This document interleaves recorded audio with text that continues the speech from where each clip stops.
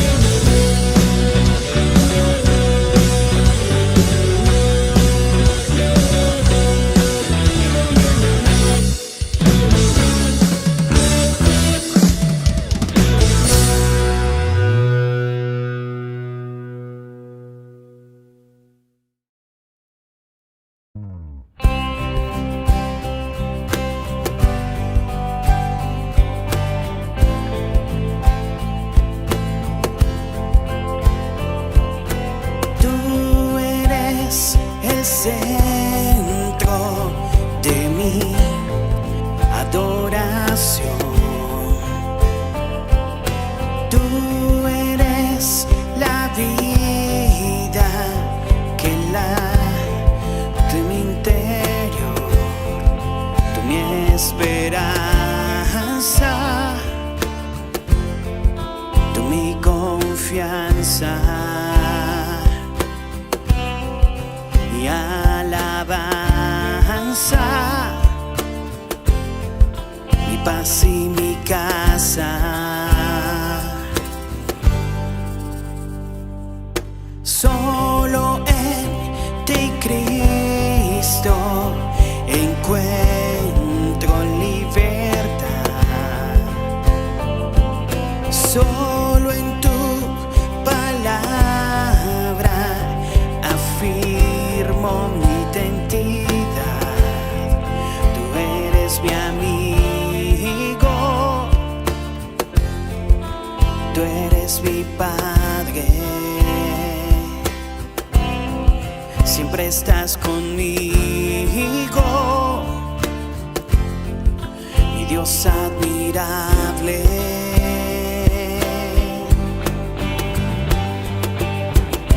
Levanto a ti mi adoración, Jesús, Hijo de Dios. No hay nadie como nuestro Salvador, maravilloso Rey. Tú reinas con poder, cuán grandes son tus maravillas.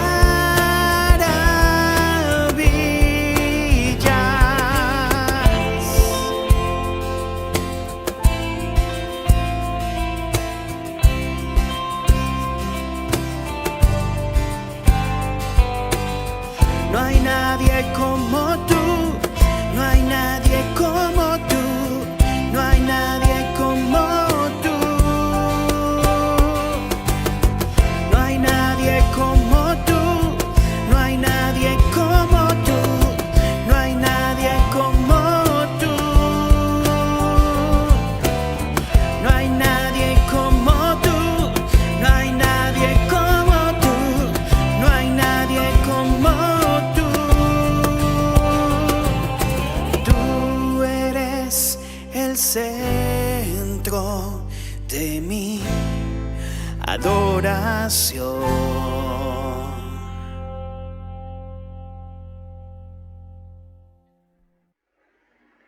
Vive en la plenitud de la buena noticia. ¿Y de qué trata esta buena noticia? Salvación y vida eterna, libertad sobre la esclavitud de la muerte, y ahora somos el templo de su Espíritu Santo. Somos su casa, somos la casa de Dios.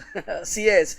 Bienvenidos a nuestra casa con Dios, su casa. Yo soy el pastor Manu Pajarín, tu amigo, y en nombre de mi esposa Luris y de los pastores Ángel y María, le damos la bienvenida a esta prédica.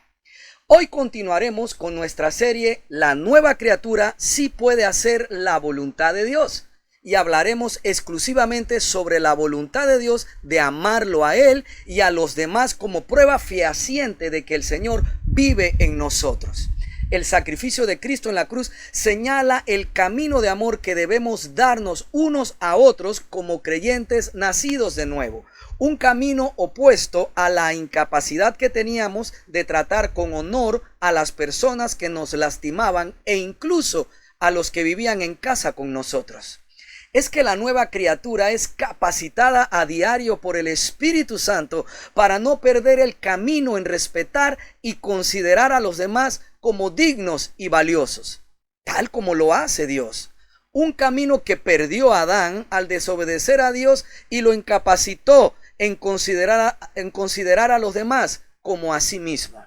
Una capacidad que nos devolvió Dios como beneficio por el sacrificio de Cristo para que podamos volver a amar a los demás.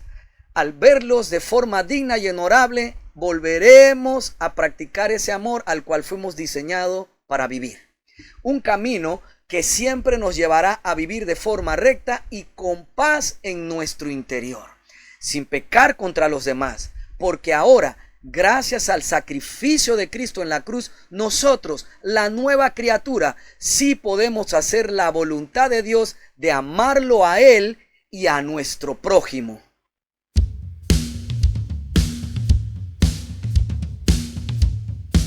Vive en la plenitud de la buena noticia.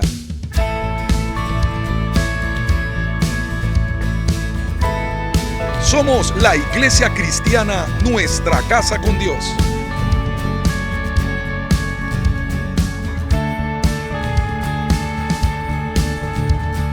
Compartimos el mensaje de la palabra de Dios en la voz del pastor Manuel Pajarín Vergara.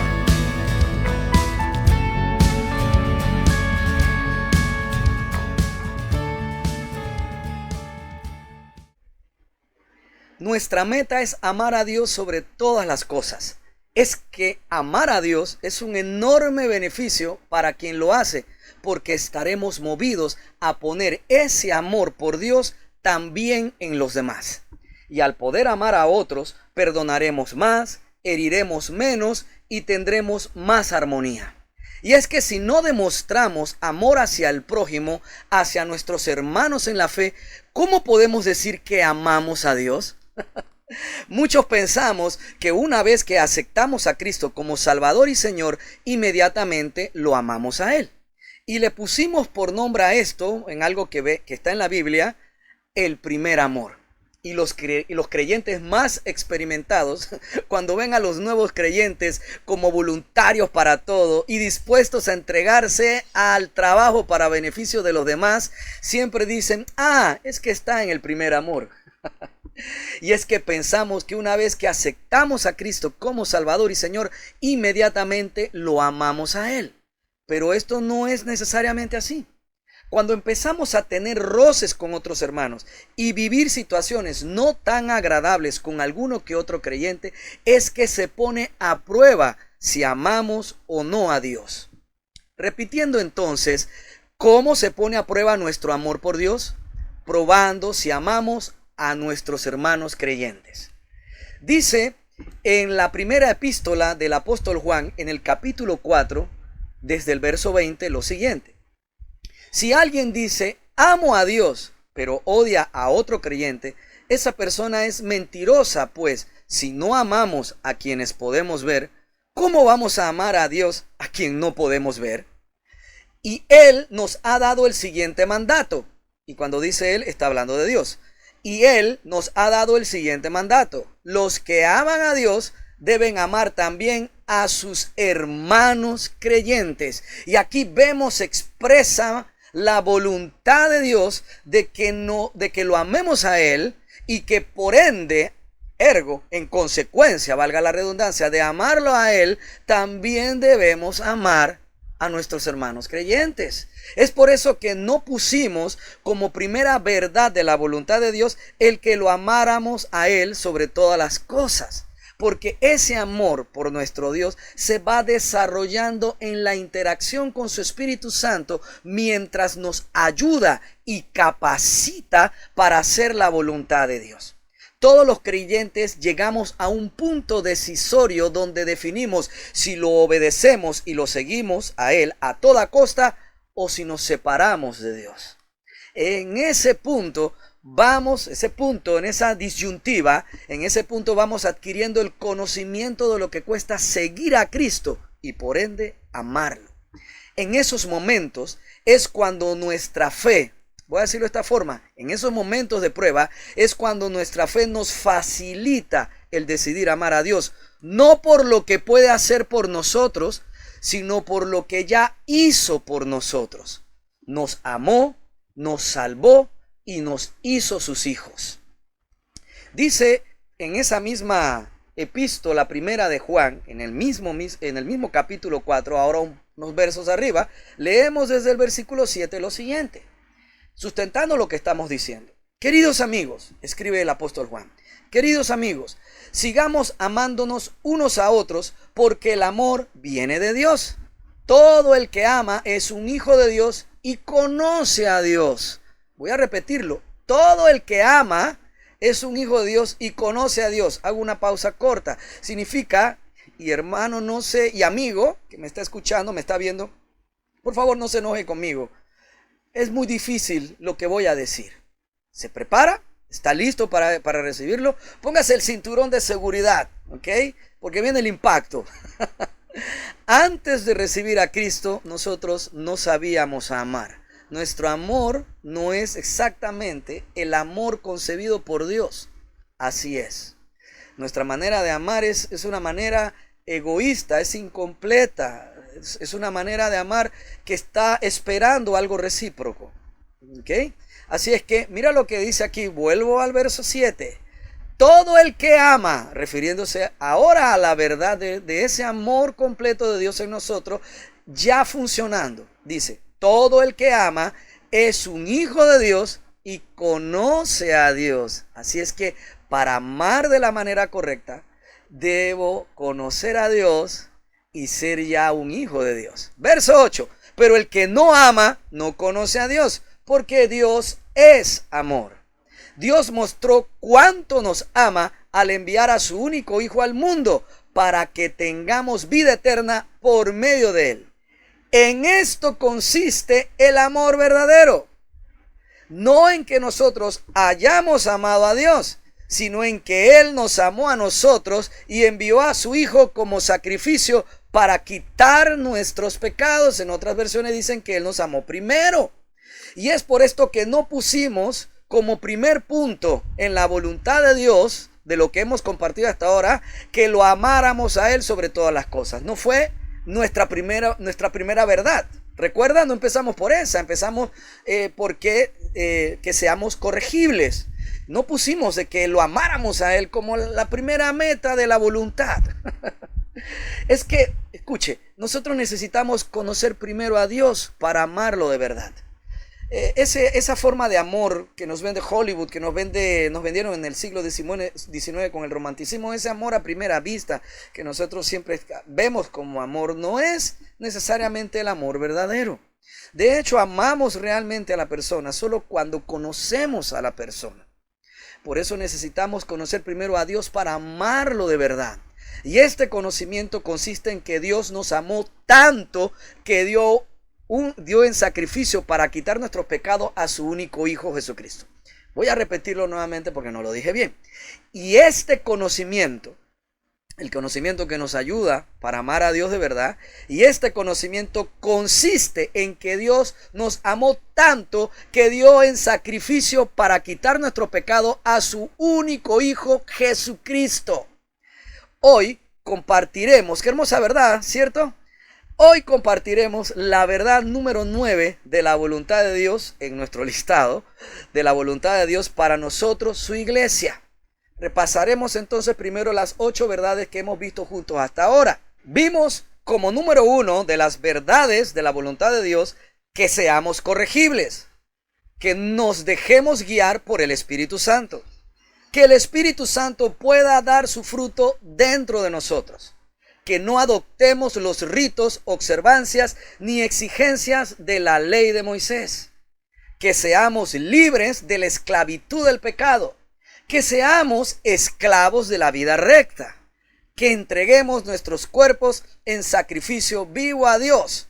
Y la del domingo anterior, 26 de abril, la rebautizamos diciendo que seamos santos viviendo como santos.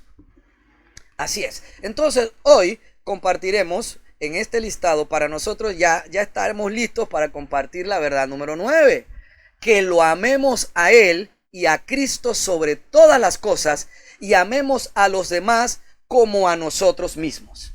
Y encontramos aquí, en esta voluntad de Dios, 2 efectos prácticos en la vida cristiana por amar a Dios y a los demás. Y el primero es que el amor mantiene el rumbo para perseverar hasta el final y tomar la salvación segura que ya tenemos en Cristo. Y también amar a Dios y a los demás nos da un segundo efecto práctico para la vida de fe, la vida como cristianos. Y es que el amor mantiene el rumbo de la sana doctrina. Así es que ya hemos visto que el amor mantiene el rumbo para perseverar hasta el final y que el amor mantiene el rumbo de la sana doctrina. Vamos entonces a estar explicando o sustentando estos dos efectos de amar a Dios y a los demás en nuestra vida como creyentes. A continuación y a partir de aquí en esta enseñanza. Leemos en primera de Juan, seguimos en la carta del apóstol Juan, en la primera epístola, capítulo 4, primera epístola de Juan, leemos ahora desde el verso 11. Queridos amigos, ya que Dios nos amó tanto, sin duda, nosotros también debemos amarnos unos a otros. ¡Wow! ¡Qué hermoso! Es por efecto que Dios nos amó tanto que sin duda nosotros no tenemos ninguna excusa para también amarnos unos a otros. Leemos en el verso 12. Nadie jamás ha visto a Dios, pero si nos amamos unos a otros, Dios vive en nosotros y su amor llega a la máxima expresión en nosotros. O sea, mi querido hermano y amigo, que si nosotros realmente amamos a Dios, decidimos y aprendemos a amar a Dios, nos amaremos tanto unos a otros, y poniendo en práctica este amor, Dios se manifestará en vida en nosotros para que los demás vean la expresión máxima de ese amor de Él en nosotros. Así es, al ver el sacrificio que Dios y su Hijo hicieron para rescatarnos de la muerte eterna, no nos queda ninguna duda de que la voluntad de Dios es amarnos unos a otros. Y esto siempre fue la voluntad de Dios.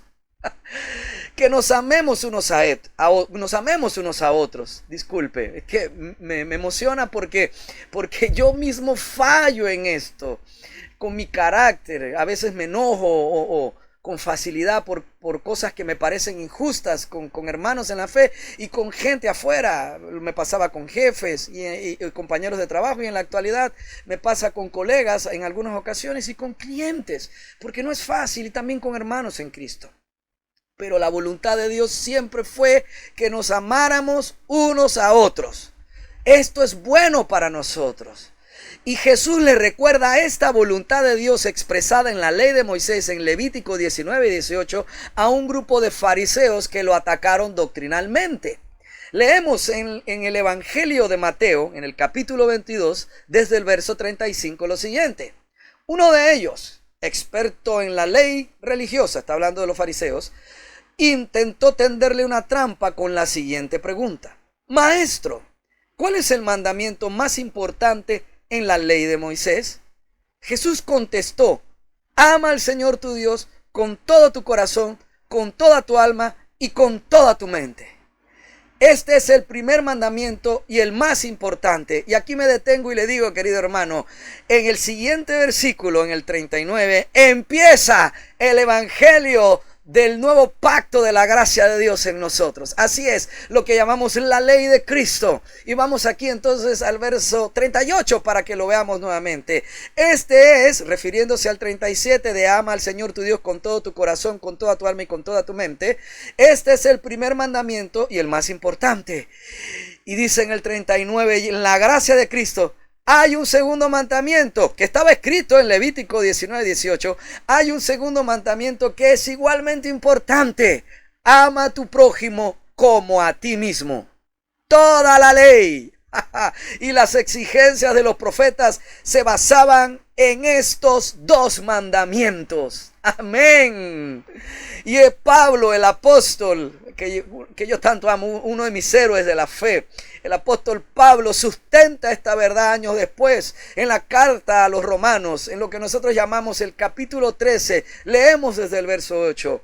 No deban a nadie nada, sino el amarse unos a otros, porque el que ama a su prójimo ha cumplido la ley. ¡Aleluya! Porque esto: no cometerás adulterio, no matarás, no hurtarás, no codiciarás, y cualquier otro mandamiento, en estas palabras se resume: amarás a tu prójimo como a ti mismo. El amor no hace mal al prójimo, por tanto, el amor es el cumplimiento de la ley. Aleluya. Así que Jesús declaró, en la cita de Mateo 22, Jesús declaró algo que los mayores teóricos de la ley no pudieron interpretar: que la meta de la ley de Dios era amar al Señor sobre todas las cosas y que amáramos a nuestro prójimo como a uno mismo. Así es. Y estos fariseos, estos religiosos que se autodenominaban expertos en la cátedra de Moisés, no habían podido llegar a la interpretación justa de la ley. Amar, la meta de la ley, llevarnos a amar a Dios sobre todas las cosas, con todo nuestro corazón, con toda nuestra mente, y amar a nuestro prójimo como a nosotros mismos. Y la ley buscaba esto en los israelitas para liberarlos de la esclavitud en que la misma ley los tiene aún sometidos. Si yo amo a Dios con todo mi corazón, con toda mi alma y con toda mi mente, y si amo a los demás como a mí mismo, cumpliré la exigencia de toda la ley de no pecar contra Dios y contra mi prójimo. El que ama no peca, porque no le haría jamás daño al prójimo. Y esto lo pueden hacer ahora solo la iglesia de Cristo, los hijos de Dios que tenemos la guía del Espíritu Santo. Y si cumplimos la voluntad de Dios de dejarnos guiar por el Espíritu Santo, mantendremos el buen rumbo de nuestras vidas de fe hasta que Cristo regrese o durmamos y seamos despertados por el sonido de la trompeta. Porque el amor mantiene el rumbo de nuestra fe, alcanzar al final de nuestras vidas la salvación prometida y segura que ya tenemos en Cristo, sin desviarnos del camino de la vida. Voy a decirlo nuevamente, porque el amor mantiene el rumbo, el camino, el destino de nuestra fe, alcanzar al final de nuestras vidas la salvación prometida y segura que ya tenemos en Cristo, sin desviarnos del camino de la vida. Sí, Señor. ¿Cómo el amor puede mantenernos sin perder el rumbo de nuestra fe en Cristo? ¿Cómo lo puede hacer? Así es, lo hace porque nos impide hacerle daño a otros. Amar a Cristo nos impide pecar contra otros. El Espíritu Santo nos guiará al creyente a amar a Cristo y a no lastimar a los demás mientras les amamos. Y es que el amor a Dios y a los demás es un fruto del Espíritu Santo que nos impide katá en hebreo, que nos impide hamartía en griego, que nos impide pecar pues en español, fallar al blanco, o sea, fallar, perder el camino en amar a Dios y a las personas al no tratarlos con el honor que se merecen. Es importante entonces repasar que si el amor de Dios en nosotros, ejercitado en efecto de amar a otros, nos impide pecar, es importante que recordemos entonces qué es pecar, qué es fallar al blanco. La mayoría de las personas asumen que la Biblia tiene mucho que decir acerca de lo mal que están los seres humanos. Y es verdad. También es cierto que el vocabulario de la Biblia acerca de este tema suena raro para las personas modernas, usando palabras como pecado, iniquidad o transgresión. Así que la perspectiva bíblica sobre la condición humana frecuentemente es ignorada o es tratada como antigua y retrógrada. Es una pena porque a través de estas palabras, los autores nos ofrecen un diagnóstico muy profundo de la naturaleza humana. La iniquidad describe un comportamiento torcido, mientras que la transgresión se refiere a romper la confianza. Y pecado, esta es la más común de estas malas palabras en la Biblia, así que concentrémonos en ella por unos minutos. Pecado traduce la palabra hebrea katá y la palabra griega hamartía. El significado más básico de pecado no tiene nada de religioso. Hatá simplemente significa errar o fallar al blanco, como cuando la tribu israelita de Benjamín entrenó a un pequeño ejército de expertos en la onda. Ellos podían lanzar una piedra a un cabello y no hatar. Esto es fallar o errar. O hay un proverbio bíblico que advierte en contra de tomar decisiones apresuradas, porque es probable que catar tu camino o que te pierdas de tu destino. Así que en la Biblia, el pecado es fallar en alcanzar una meta.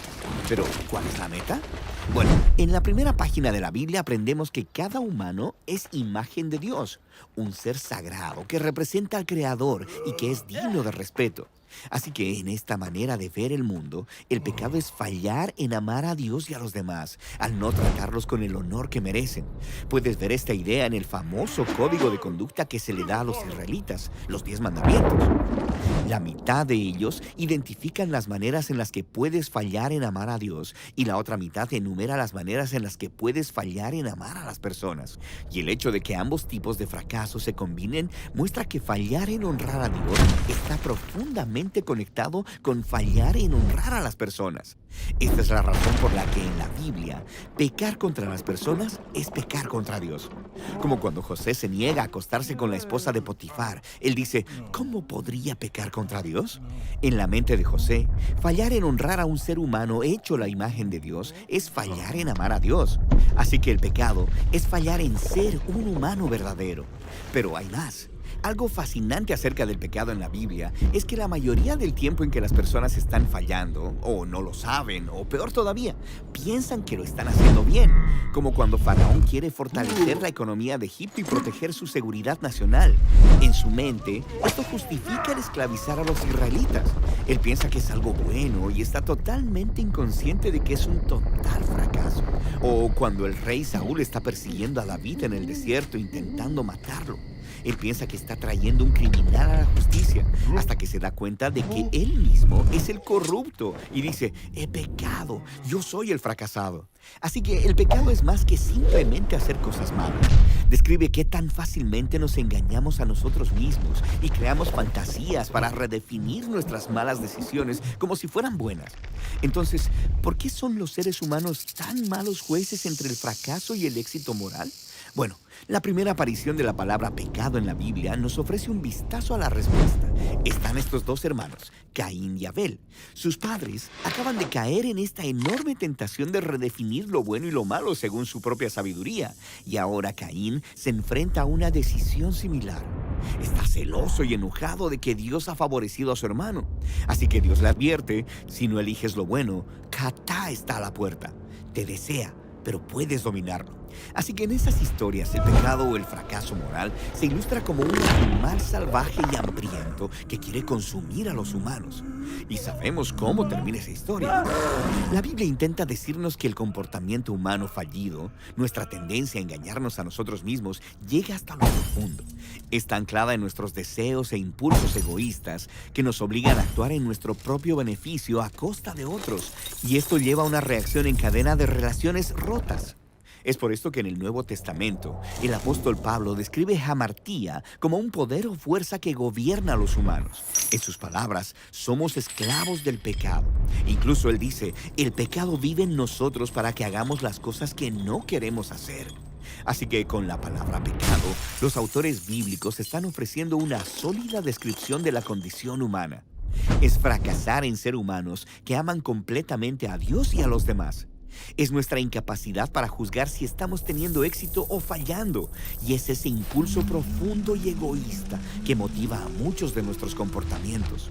No es una imagen bonita de nosotros mismos, pero si somos honestos, es realista. Esa es la razón por la que en la Biblia la historia de Jesús es una buena noticia. Él es descrito como el creador de todo, convirtiéndose en un verdadero humano, uno que no falló en amar a Dios y a los demás. O sea, él no pecó. Y sin embargo, tomó responsabilidad por la historia de fracaso de la humanidad. Vivió para otros y murió por sus pecados y fue resucitado de los muertos para ofrecerles su vida como regalo que cubre todos sus fracasos. En las palabras de los apóstoles, Él no cometió pecado y aún así en la cruz llevó nuestros pecados en su cuerpo para que así muramos a nuestros pecados y vivamos para hacer lo que es correcto. Y esa es la historia detrás de la palabra bíblica para pecado.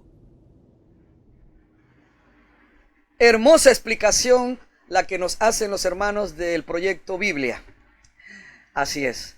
Cuando no amamos a Dios y a los demás, nos incapacitamos para juzgar si estamos teniendo éxito o fallando en tratar con el honor que se merecen las demás personas. Y este trato honorable no debería ser solo para los que nos tratan bien, sino para toda persona. Leemos en la primera epístola del apóstol Pedro, en el capítulo 2, algo referente a esto, desde el verso 21.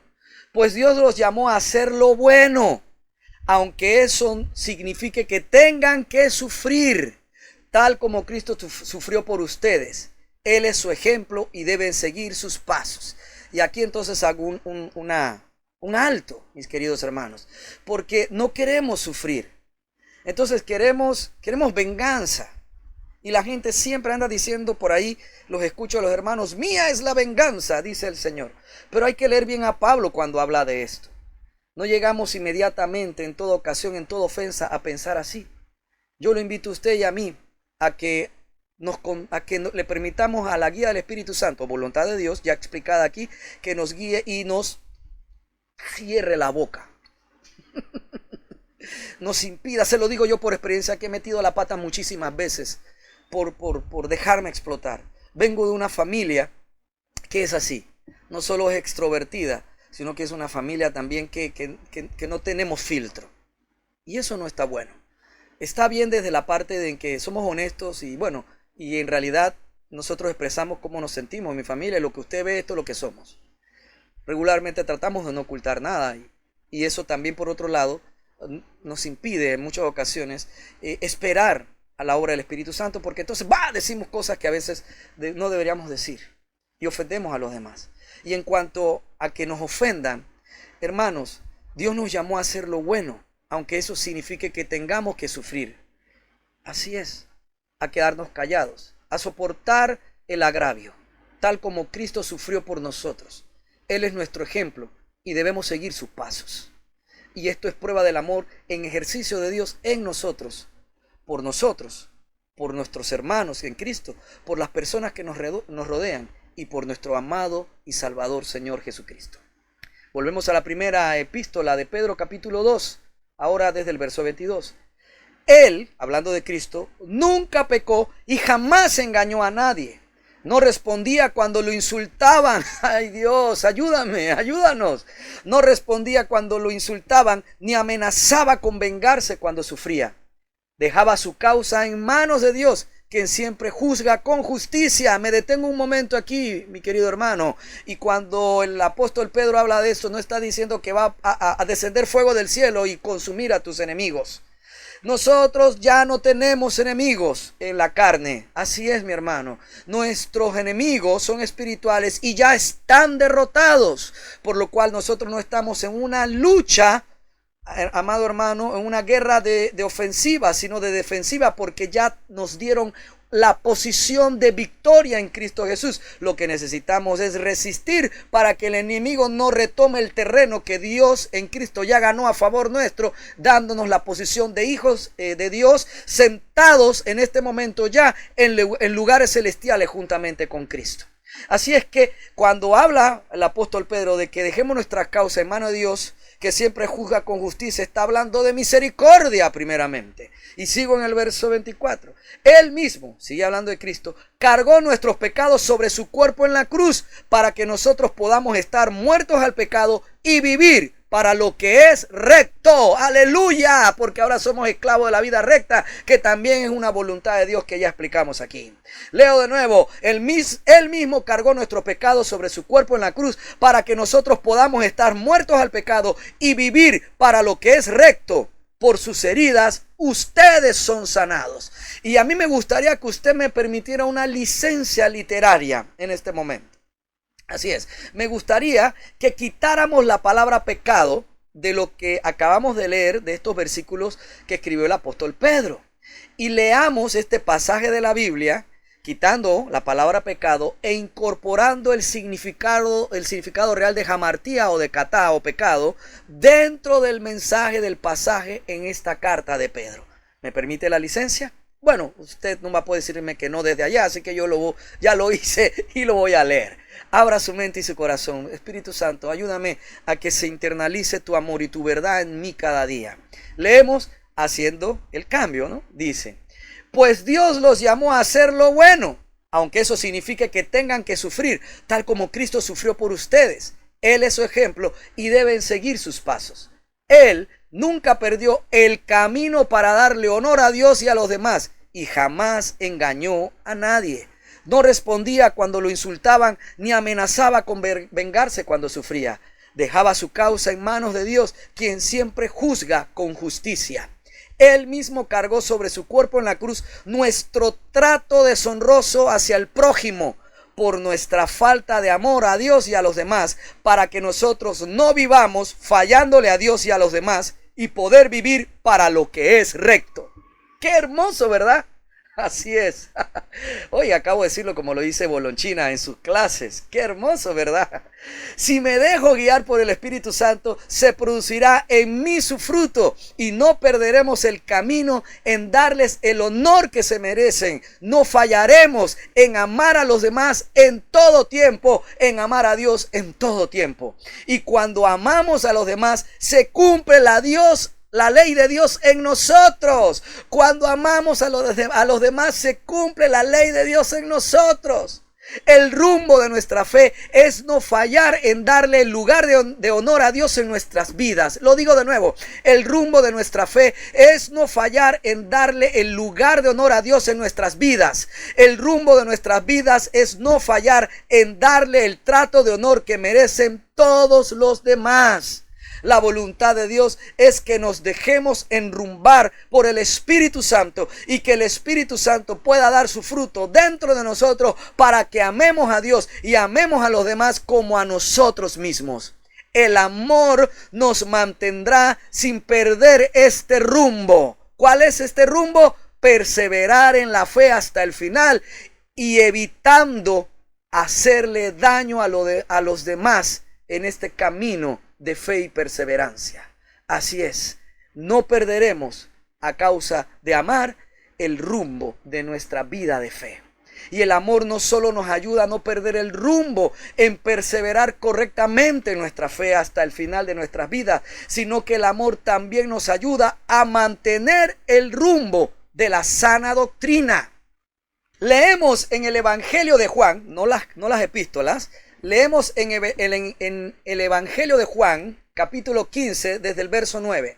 Yo los he amado a ustedes, tanto como el Padre me ha amado a mí. Permanezcan en mi amor. Cuando obedecen mis mandamientos, permanecen en mi amor, así como yo obedezco los mandamientos de mi Padre y permanezco en su amor. Les he dicho estas cosas para que se llenen de mi gozo. Así es, desbordarán de gozo. Este es mi mandamiento, y aquí es donde se fundamenta lo que en la Biblia llama la ley de Cristo. En el verso 12, el apóstol Juan fue testigo y lo escribe aquí en su evangelio. Este es mi mandamiento: ámense unos a otros de la misma manera en que yo los he amado. Y es esta la base de la doctrina, la piedra angular para nosotros, Cristo Jesús mismo, que Él nos amó primero, nos amó de tal forma que se entregó por nosotros, llevando el castigo por nuestros pecados, por nuestra incapacidad para reconocer que estamos dejando de darle honor a los demás, el honor que se merecen, dejando de darle el honor que Dios merece. Y Él se entregó por nosotros para poder darnos que ese amor de Él pudiera venir a nosotros en la manera del Espíritu Santo, en la persona del Espíritu Santo, para que ahora nosotros nos amemos de la misma manera en que ya Él nos amó e hizo toda esta obra por nosotros. Esta es su doctrina, que permanezcamos en su amor, que obedezcamos los mandamientos de Dios, que no es nada más que amarlo a Él y amarnos a nosotros y a los demás como a nosotros mismos. Y esto, el lograr hacer esto, el lograr amar a Dios en fe, el lograr decidir amarlo y amar a los demás, nos llenará de gozo, mi hermano. Así es, desbordaremos de gozo, porque siempre podremos perdonar, siempre estaremos listos para dejar atrás las ofensas y podremos tener otra vez la capacidad de ver lo bueno en todas las cosas y de no amargarnos, porque el amor saca toda raíz de amargura del pasado, de nuestras experiencias anteriores, del daño que nos han hecho en la niñez, del daño que nos hicieron familiares o personas adultas ajenos a nosotros, o el bullying de otros compañeros cuando éramos niños. Nos saca de toda amargura, de la pobreza, de la escasez, de la incomprensión, del abuso, del control que algunos adultos de mala manera o tóxica ejercieron en tu vida, en mi vida, del daño que nos hicieron, esa amargura que se produce a raíz de eso. Ese desamor es desarraigado de nosotros y solo queda entonces el espacio para el amor de Dios, que es gozo y vida.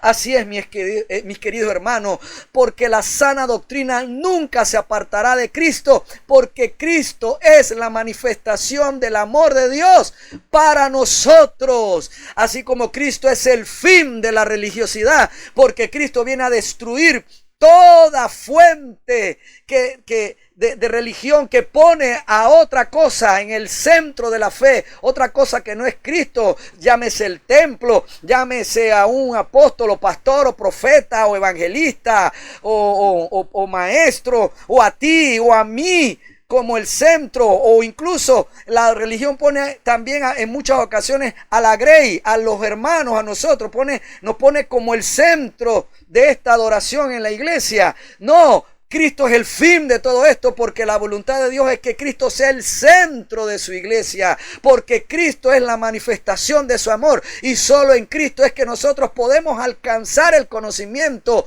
de saber quién es Dios y amarlo entonces, y poder amar entonces a nuestros hermanos, incluso al resto de las personas que nos rodean, a tu jefe, a tus clientes, sí, Señora, a todo aquel que nos haya hecho no solo bien, sino también a todo aquel que nos haya hecho mal. La sana doctrina nunca se apartará de Cristo. Así es, la sana doctrina siempre se tratará de amar a Dios y a los demás como Dios nos ama a nosotros. Dice en primera de Juan, ahora sí me voy a la epístola, en la primera carta del apóstol Juan, en el capítulo 3, leo en el verso 23. Sustentando de que la sana doctrina está siempre fundamentada en Cristo, en el amor de Dios. La sana doctrina no se apartará del amor de Dios, del mandamiento de amarnos los unos a los otros. Dice en primera de Juan capítulo 3 verso 23, y su mandamiento es el siguiente: debemos creer en el nombre de su Hijo y amarnos unos a otros, así como Él nos lo ordenó. Aleluya. Gloria a nuestro poderoso Dios y Salvador. Debemos creer siempre en el nombre de su Hijo Jesucristo, porque Jesucristo es el Señor. Jesucristo es Dios. Y amarnos también unos a otros, así como Él nos lo ordenó. Y Él podía ordenarnos el amarnos, porque Él es el ejemplo del amor de Dios. Él es la sustentación, la prueba fehaciente de cuánto nos amó Dios primero a nosotros sin que lo conociéramos a Él. No estamos llamados a amar a Dios por lo que puede hacer por nosotros. No estemos amando a Dios porque me puede sacar de la cuarentena del COVID-19 sin perder mis bienes. No amemos a Dios porque Dios puede sanar mi matrimonio, porque Dios me puede hacer rico, como tanto predicamos ahora en las iglesias modernas.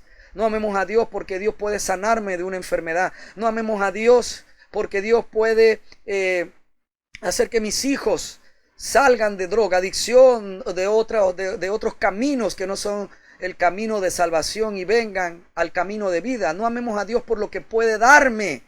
Amemos a Dios es por lo que ya Él hizo por nosotros. Nos amó antes de que hubiésemos nacido, de tal manera que murió para darnos libertad de toda la esclavitud del pecado, darnos la victoria sobre el aguijón de la muerte, del aguijón del sepulcro, darnos la victoria sobre esta vida que nosotros nunca íbamos a poder llevar de manera correcta para ser salvos. Él nos amó tanto que pagó con su sufrimiento en la cruz por el castigo que merecíamos, por nuestros pecados, por la incapacidad de amar que teníamos correctamente, por fallarle a otros en darle honor. Él nos amó de esa manera. Ese es el sustento de nuestra fe y del por qué amar a Dios y por qué permitirle al Espíritu Santo que ese amor que ya está en nosotros por Dios, por los demás, empiece a funcionar. Mis queridos hermanos, solo cuando te hieren a ti y a mí es que nos damos cuenta de que está el amor de Dios en ejercicio. Así es, porque el mismo Jesús dijo que qué diferencia había de amar al que me amaba. ¿No hacían así también los impíos que no conocían a Dios? Por lo tanto, lo que nos diferencia de aquel que no ha nacido de nuevo es nuestra capacidad de amar, sobre todo en los momentos en que nos hacen daño, en los que sufrimos. Oh Dios Todopoderoso. Y por último, nuestro amor por los demás no debe quedar solo en palabras. Dice aquí también el apóstol Juan en su primera carta, en el capítulo 3, leemos en los versos 17 y 18. Si alguien tiene suficiente dinero para vivir bien y ve a un hermano en necesidad, pero no le muestra compasión, ¿cómo puede estar el amor de Dios en esa persona? Queridos hijos, que nuestro amor no quede solo en palabras, mostremos la verdad por medio de nuestras acciones. Así es, mi querido hermano. El que tiene suficiente dinero para vivir bien. ¡Wow! ¿Cuántas veces no vemos solamente a hermanos que están en necesidad, meterse la mano en las riquezas, en los bienes de casa y compartir con otros. Debería también ocurrir en los hermanos que están muy bien, que tienen mucho para vivir bien. Porque entonces, ¿cómo podemos demostrar que el amor de Dios está en mí? Estamos en tiempos de prueba y nuestro amor también está en prueba. Así que es un tiempo bueno para que usted y yo podamos bendecir a otros con nuestros propios bienes. Ojalá sea también con dinero. Porque es muy fácil ir atrás al patio y sacar un plátano o sacar una yuca que tiene sembrada. Hermano, cuando usted mete la mano donde está su tesoro y comparte, ahí hay recompensa en los cielos para usted y para mí. El que tiene oídos para entender, entenderá lo que el Espíritu está diciendo en este momento, a usted y a mí. Mis queridos amigos, la voluntad de Dios es que lo amemos a Él y a Cristo sobre todas las cosas, con todo nuestro corazón, con toda nuestra alma y con toda nuestra mente, y que amemos a los demás como a nosotros mismos. El ejercicio de este amor nos mantendrá en el rumbo para perseverar hasta el final, porque el amor mantiene el rumbo para perseverar hasta el final en este camino de la fe y tomar la salvación segura que ya tenemos en Cristo, gratis, desde ya la tienes. El amor mantiene el rumbo de la sana doctrina, y entonces tu palabra y mi palabra no se desviará cuando estemos predicando y cuando estemos con nuestro ejemplo de vida hablando acerca de nuestra fe en Cristo. Oh mi Dios todopoderoso, hay mucho más que decir en cuanto el amar a Dios, pero el amar a Dios no es una emoción. El amar a Dios como amar es una decisión, y es una decisión de fe basada en cuánto conocemos, en cuánto se ha hecho verdad y se ha convertido este conocimiento alimentando mi fe en entendimiento de quién es Dios y lo que hizo por mí y cuánto me amó. Y este entendimiento se convierta en mí, en la voluntad de amar libremente ahora a Dios y a los demás, como siempre fue su deseo desde la fundación de este mundo, como lo escribió en la ley de Moisés y como ahora sí puede cumplirse en nosotros esta voluntad, porque ahora hemos nacido de nuevo. Dios Todopoderoso, yo te pido, mi Señor, que en este tiempo, Padre, en esta cuarentena y después que salgamos de esta cuarentena, para los que escuchen estas palabras que estamos predicando aquí más adelante, el amor de tu Hijo en nosotros, ahora en la persona del Espíritu Santo, Señor, sea efectivo y pueda verse en nuestro testimonio de vida, en nuestro trato a los demás. Que cuando tengamos suficiente, también ayudemos al que sepamos que necesita. Yo te pido, mi Señor, que tú nos ayudes a poder identificar también en esos momentos a aquellos que quieren aprovecharse de la fe, de nuestro amor y sacarnos de manera deshonesta, fingiendo ser hermanos, fingiendo venir de ti, Señor Jesús, y sacarnos bienes y dinero para ayudar a otras personas y quedarse ellos con una parte de eso, Señor, o no darlo de manera íntegra o entera a quienes está pidiendo para que lo entreguemos. Señor, ayúdanos a saber dar siempre, Señor. Ayúdanos a también saber dar las ofrendas de respeto y no fallarle en darle honor a los que viven con nosotros, a nuestro cónyuge, a nuestros hijos naturales, a nuestros hijastros, a nuestro padrastro o madrastra, a nuestra nuera, a nuestra suegra o suegro o yerno, a aquellos otros que estén bajo nuestro techo. Señor Jesús, ayúdanos en este tiempo, que el amor tuyo se refleje primeramente en casa, permanentemente, en la capacidad para perdonar, para herirnos menos, para aceptar nuestros errores, dejar a un lado el orgullo, porque el amor en sí no busca lo suyo, no es jactancioso, por lo tanto no es orgulloso. Mi Dios Todopoderoso, ayúdanos. Te lo pido, mi Señor, ayúdanos Ayúdanos a cuando otros hermanos o personas de influencia para nosotros o que sean de importancia nos ofendan. No estar en lo íntimo esperando ver que tu justicia sea castigo para ellos, sino que tu justicia sea misericordia para ellos, entendiendo, Señor Jesús, de que tú nos amaste de forma tal que no la merecíamos y por eso tú perdonaste primero todas nuestras ofensas, nuestras malcriadeces, nuestras injusticias, nuestros pecados, nuestras maldades. ¿Cómo no entonces tendremos nosotros que hacer perdonando a los que nos ofenden? Oh Dios, esta es tu voluntad. Ayúdanos, Señor Jesús. Ayúdanos, Señor, a ver, Padre, no solo los errores que pueda estar haciendo el gobierno actual. Y tú sabes, Espíritu Santo, que yo no soy ni PRD ni político y no me gusta mezclar la fe con la política. Pero yo, entendiendo tu sabiduría en estos tiempos, Padre, te pido que tú le des sabiduría al presidente Nito Cortizo para que se pueda apartar del consejo malo, del consejo que viene de hombres perversos, influidos por Satanás, para tomar de la cosa pública y enriquecer sus propios vientres, enriquecer sus propios cuentas bancarias o los intereses oscuros de manos de sectores que manejan y gobiernan este país bajo la mesa para lucrar en el fraude y en el pillaje, Señor Jesús. No te pido, Señor, que los castigues ni ruina para ellos, porque estamos llamados, Señor, a la misericordia. Yo te pido, Dios, que sean alumbrados los ojos del entendimiento y que sea tu amor lo que, sin que ellos lo puedan ver venir, lo que los levante. Y hermano creyente, no piense que estoy pidiendo algo imposible, porque para Dios no hay nada imposible. Señor, que sea tu amor lo que los active a entender. No podemos hacer estas bellaquerías, no podemos hacer maldad.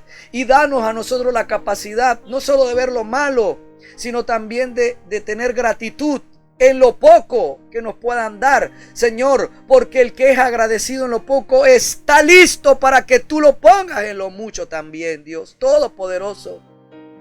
Así es, mi Señor, podamos tener gratitud por lo que nos den, sea lo que sea que nos den, Señor. Lo recibamos con gratitud, mi Dios Todopoderoso, porque viene de ti, Dios. Y Padre, nada es insuficiente que venga de ti, Señor.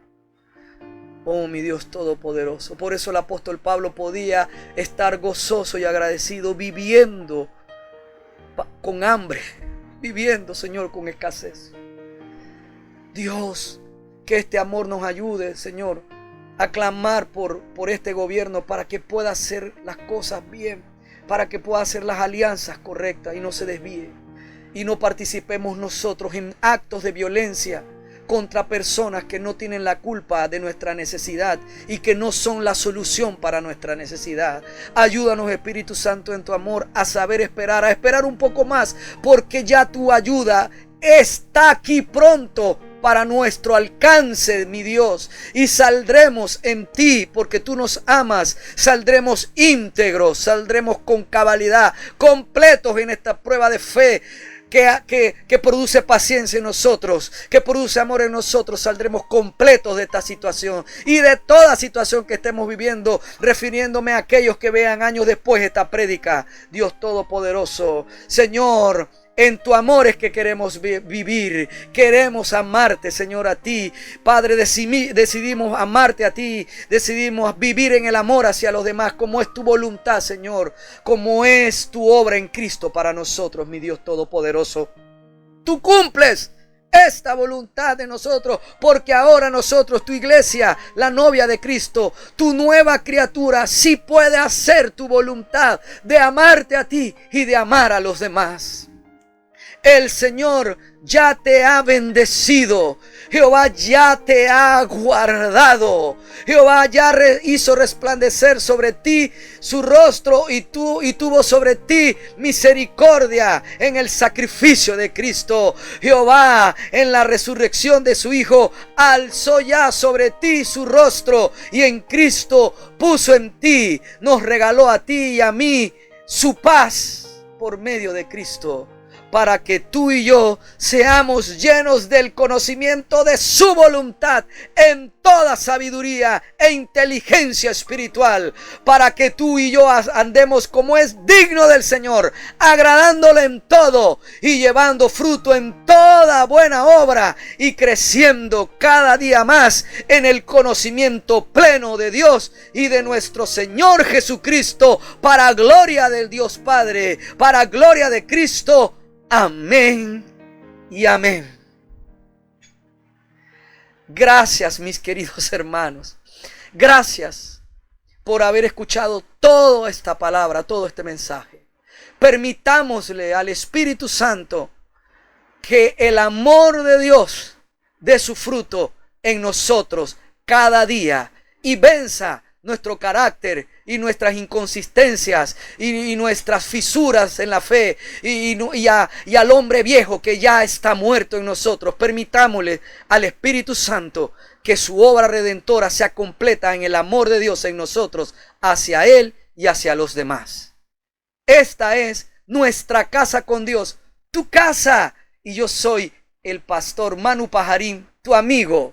Nos vemos en la siguiente prédica.